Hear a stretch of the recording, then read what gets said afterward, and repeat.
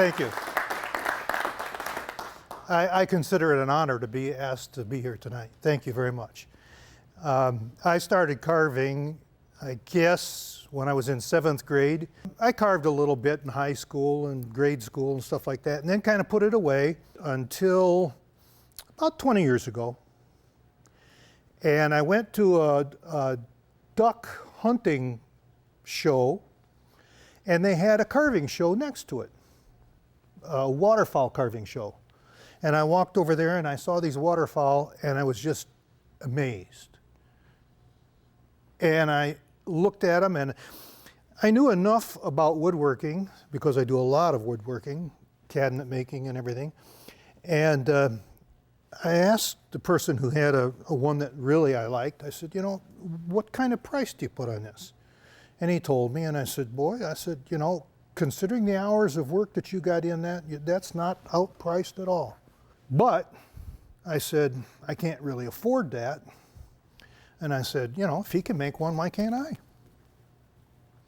So for the next 2 years, I looked around until I found a world champion carver who was giving classes. And my first 3 birds that I carved, I took classes from him. And his classes were 12 weeks long, 1 night a week. And we get just about to the stage where we're ready to paint, and then the class would be over. And you're on your own to finish it. So that's how I started. Now, I have carved and entered 68 major wood carving waterfowl wood carving shows, okay? Out of those 68 shows, I've taken first, second, or third best of show 63 times. Why have I been successful? One word. Detail. Detail. And that doesn't mean detail versus de-wing. It's detail of the whole thing. Before I carve any bird in a decorative pattern, I go to an aviary and I take video pictures of it for maybe 2 hours as it's walking around and doing its daily thing and whatever. And I try to pick a pose that I think is very typical of that species, of something that it's doing that's unusual, or something that really gives the essence of the bird. Then I make my patterns off of that and go from there. A lot of people want to know, well, how long does it take? Each one of the ducks are about 250 hours, and that can be split into thirds. The first third is the rough shaped carving, and I use Tupelo wood. The second third is detailing, and that's carving all the splits and the overlaps of the feathers and the undercuts and undercutting the wing feathers and all of that, just to show you what undercutting means, okay? That's all out of the same block of wood, by the way. Those are not inserted? This entire group was carved out of a block of wood, and then that group of feathers was inserted, okay? But they were not individually carved. I've never individually carved feathers, except on the tails of the ruddies. Those are individually carved and inserted, okay?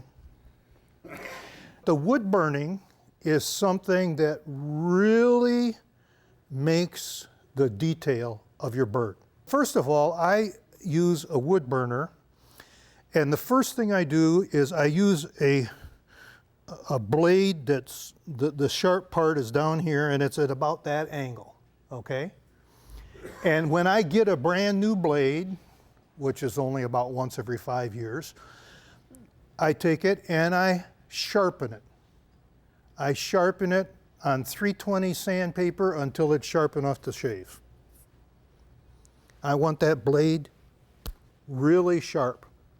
Then on the wood burner, what 90% of the people who wood burn do is they turn their wood burner too hot.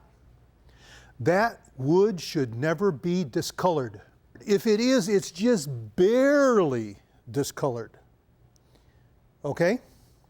If you start getting it to where it's a nice dark brown, what you've done is you've charred that wood and you've created that wood to have a lot of jagged surface, and when you paint it, it's going to show that way. Now that's not so bad when you're carving a mammal that has hair, like a dog or something like that, because it looks more like coarse hair from a dog. But on a bird, on a decorative bird, on a little songbird, on a goose, on a duck, whatever, I put about 80 lines to the inch of carving, or of wood burning on my carvings. And the first thing I do, I want you to understand, as you work from the front end of the bird back, the further back and the bigger they are, the more often the feather will show the vein. Okay? Up here on these little teeny feathers, you hardly ever see a vein. You go look at a real bird, hold it in your hands and stuff like that, you won't see a vein.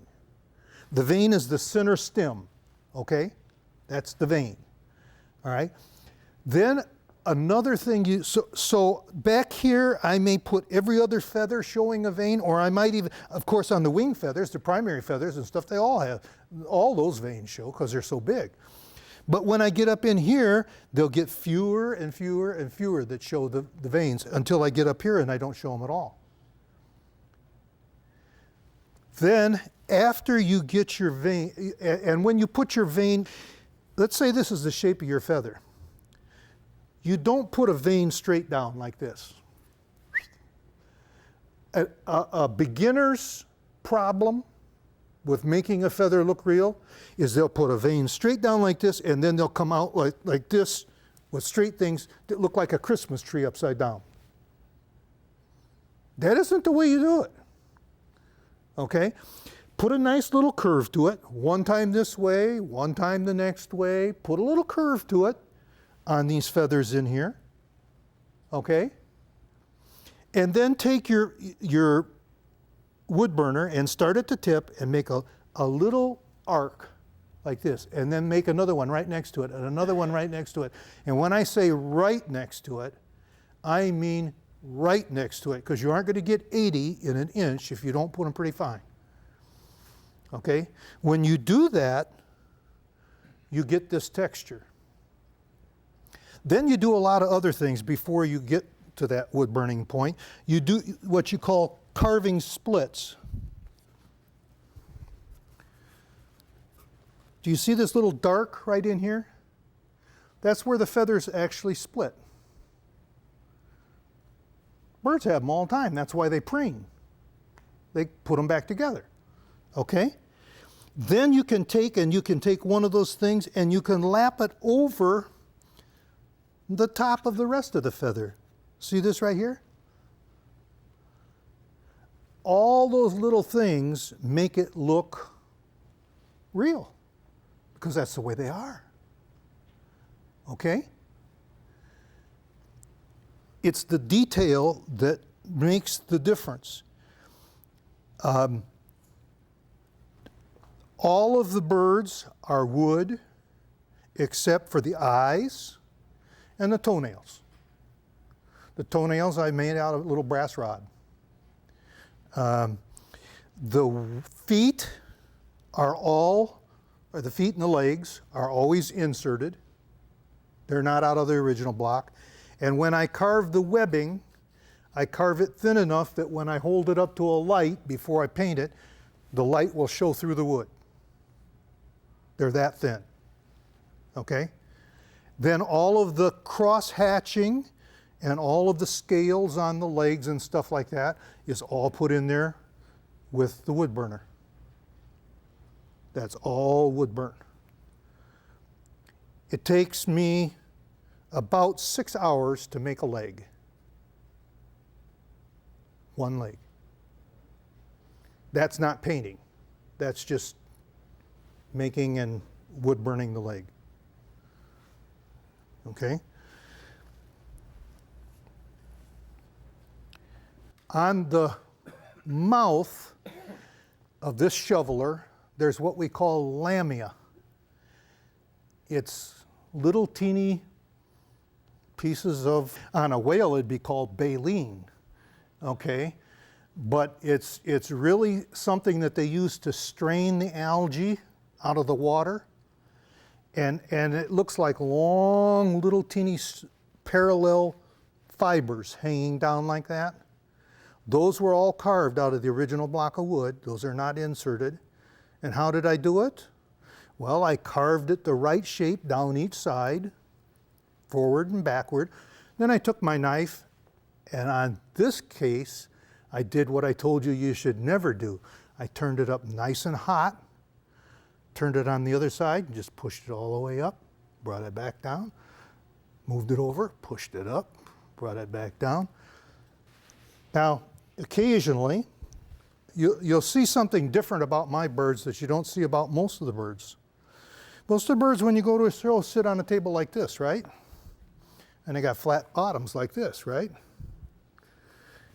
Well, mine are all full body, and they're as detailed on the bottom as they are the top.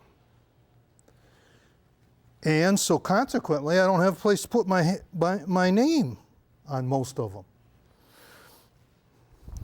So I decided that on every one of my birds, I'd carve a little band out of wood, and my name is on every one of those. Okay?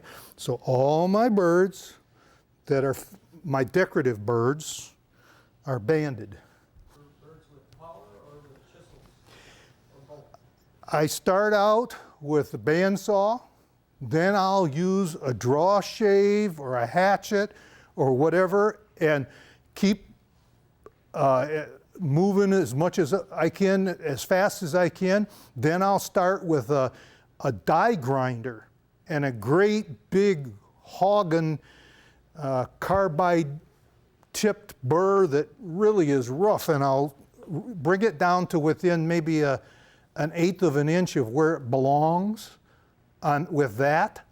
And then I go to an NSK power tool with just the flexible electric cord coming out that turns at about 55,000, I think it is. And I use the diamond tips to do the final carvings and do the splits with and the undercutting. Do you ever use cork? No, I never have. Cork is traditional in the bodies of some of the working decoys, never in decoratives. Most of the people carve the decoratives out of basswood. I use Tupelo. Tupelo costs a little more than the basswood. If you're going to put 250 hours of work in it, what difference does 20 bucks extra in the wood cost? You know, basswood, when you sand it, it fuzzes up, you know, a lot more than Tupelo. Tupelo doesn't have any grain that shows that interferes with your painting, so that if you get a wood that's got a lot of grain in it, you're going to have shiny, dull, according to the grain patterns of the wood. And so you want a wood that doesn't have any grain in it at all, if you can, or any that you can see. Okay, you had a question there. Now, the very first decorative bird that I ever sold, I sold for $700. Okay? That amounted to less than $3 an hour for my work. Now that I've won so many shows, I charge $10 an hour for my work. I get $2,500 for each of my ducks and $5,000 a piece for my geese. And I've sold 2/3 of all my carvings. And the rest of them aren't eating anything at home or making any messes. You know, this bird and this bird, this one entered 6 shows, this one entered 5 shows. They each took best of show at all 6 and 5 respectively. I don't use an airbrush. I'm not smart enough to know how to use it. I've seen a few demonstrations on them, but I do all dry brush blending. How did you learn how to paint? Trial and error and asking a lot of fellow carvers for tips as to what they did. And they have to float exactly right.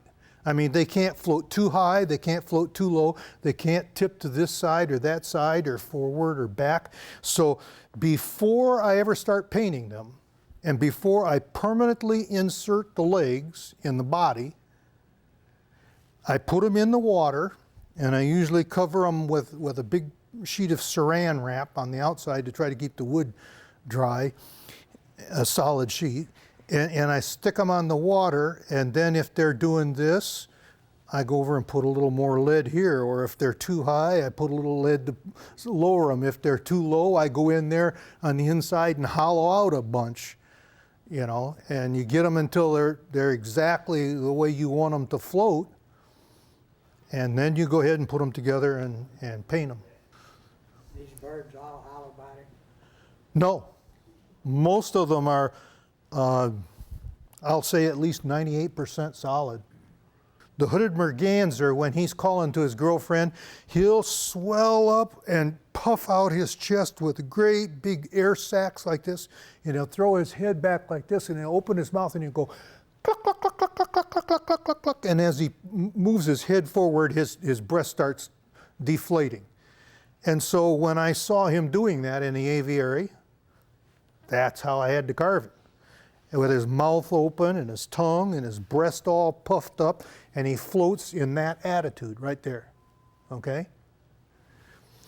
This other one, this shoveler, there were 2 drakes and a hen in the same big pen, and this drake and the hen were off doing their thing, you know, they were pretty well paired up, and this other drake would start coming over to nose in on the territory, and this drake could put his head out and he'd open his mouth and he'd get his neck right down parallel to the water like that, and he'd start going like this. He'd take out after that other shoveler in an aggressive pose. So that's where this pose came from. And carving is a lot like gymnastics in competition, the way I tell it. If you take a person who's in gymnastics and they go out and they perform a routine performance with no extra effort or extra difficulties, and they really nail it, they get an 8 out of 10. For every degree of difficulty extra above and beyond the minimum that they put in, if they really nail it, they get another half. If they blow it, it's -1.5, you know? So there's a gamble there, but you know, the people who are going to get 10s are going to have an exceptionally new, difficult routine with some unique moves in it. Okay?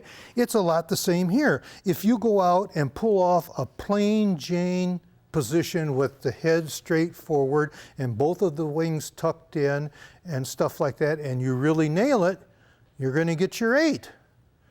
But if you want a 10, you better start doing something that's a little different.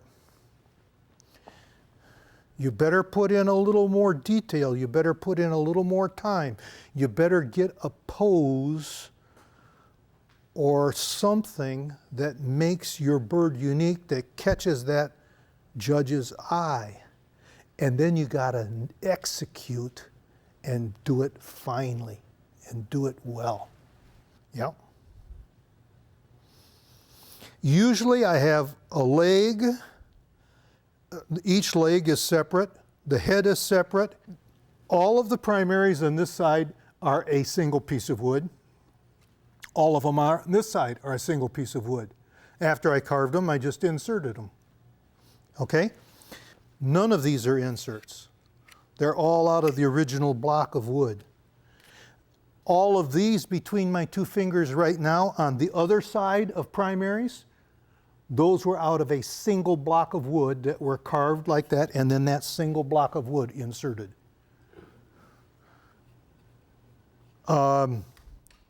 Usually I just use plain old tight bond too. When I put the heads on, I epoxy them on.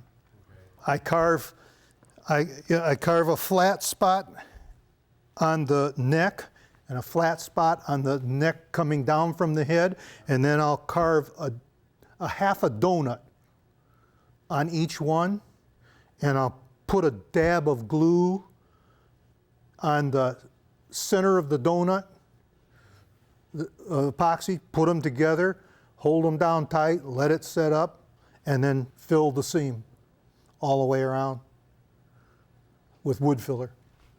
How do you undercut the primaries? What tools do you use, and how do you get so far in?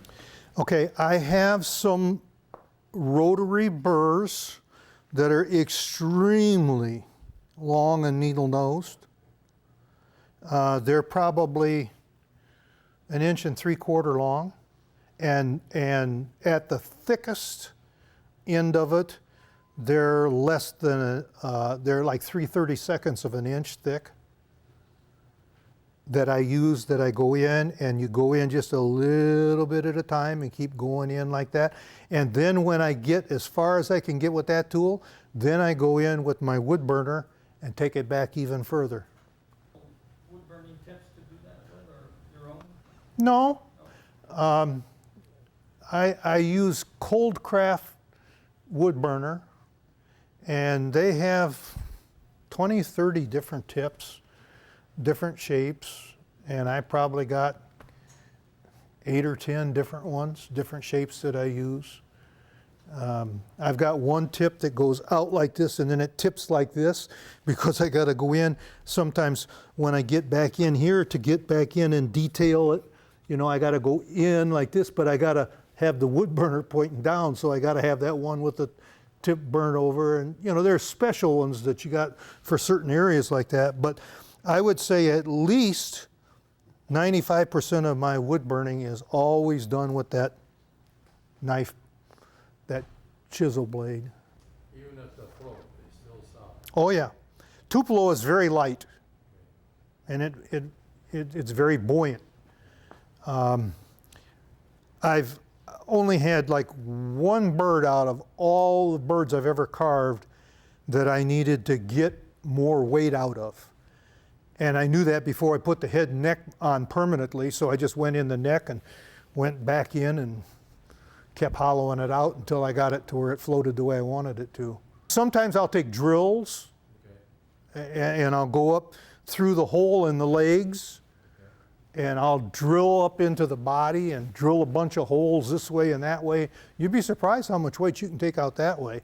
Sometimes I use the drill through the neck. Sometimes I go in there with a grinder and open it up a little bit. Depends upon how much I have to take out. Do you burn your primary groups before you insert the group, or after it's on the bird? Yeah, I usually burn them before. I may even paint them before. For your iridescence? I don't use paint that's iridescent. I use different colors that will make it iridescent. I will use the paints that have the values that are transparent. You know that some of your paints are more opaque than they are transparent.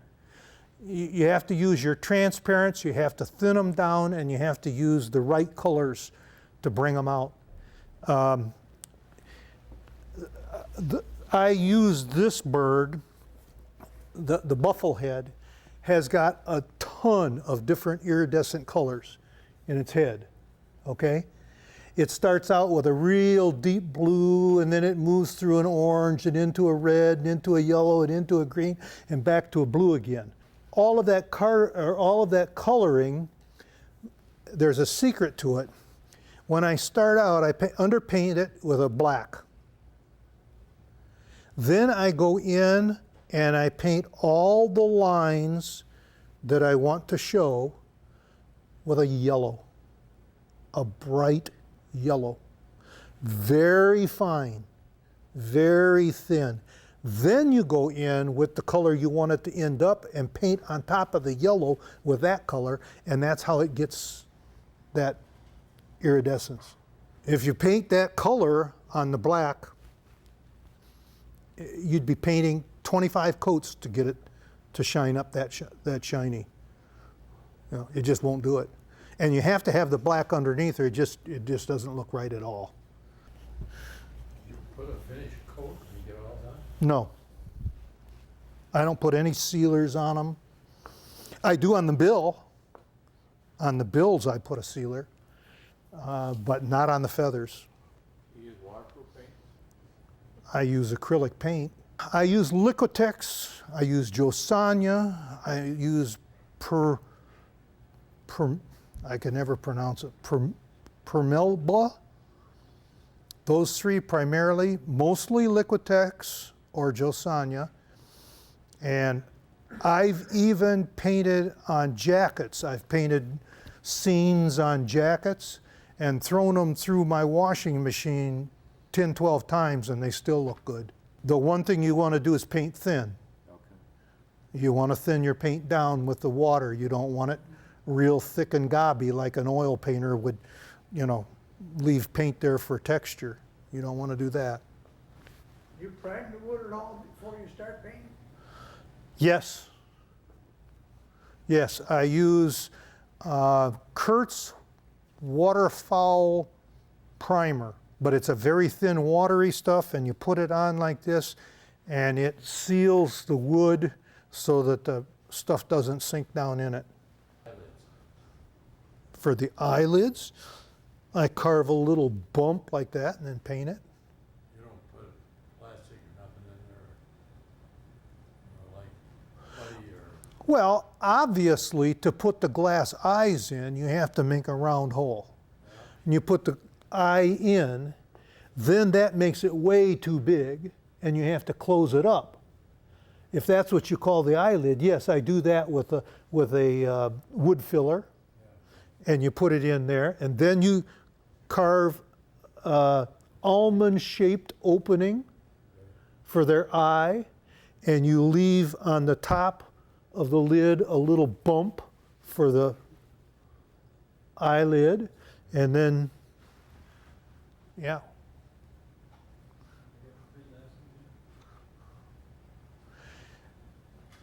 One thing again, you go back to that wood burner when it's turned real low in thing. That's a perfect thing to remove all of that plastic wood without burning it, and that plastic wood or wood filler will stay right there. You can shape it with that so easy, and if you're careful, you won't scratch the glass at all.